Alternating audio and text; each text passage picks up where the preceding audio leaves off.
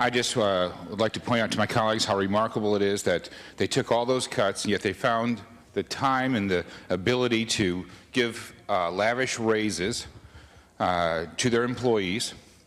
When you look at who's the top 1%ers in state government, it's clear that it's higher ed. Over 5,600 of their employees make in excess of what the governor makes. So to stand before and say, oh, woe is me, they're making a cut, this is horrible, we are literally giving them more money so they can have, the presidents can have nicer homes, they can get $100,000 raises. If you go to the website, they talk about over a 9-year period having a 16% increase in the number of students attending and spiking up the administration costs of 220% during that same time frame.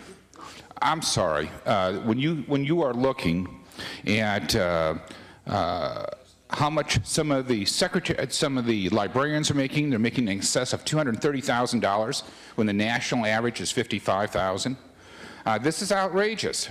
You know, this is the lavishness of state government that makes taxpayers so angry. It makes the taxpayers in my district so furious that if I were to go up on a tax, they'd recall me in a heartbeat.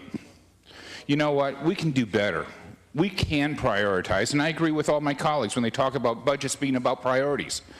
But let's be clear that this body would rather prioritize high-speed rail, would rather prioritize state parks, all good, I'm not saying they're necessarily bad, over children, over public safety, over education. So as we're moving forward, let's use some rhyme or reason to what we do. You know, we've had some great debate, great commentary, and I think it's important for the public to know that there's nobody in this chamber today that doesn't want to do right by Californians. But this is about real priorities, and real priorities means that we make tough choices and that we can't be there for everybody all the time.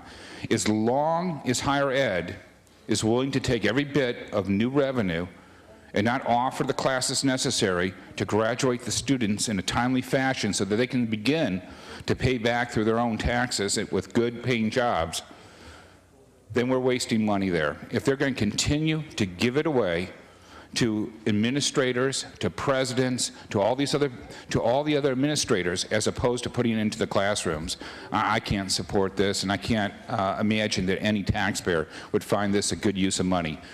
Over 5,000 state employees make in excess of the governor's wage of $174,000. Think about that. That's absolutely outrageous. I urge a no vote.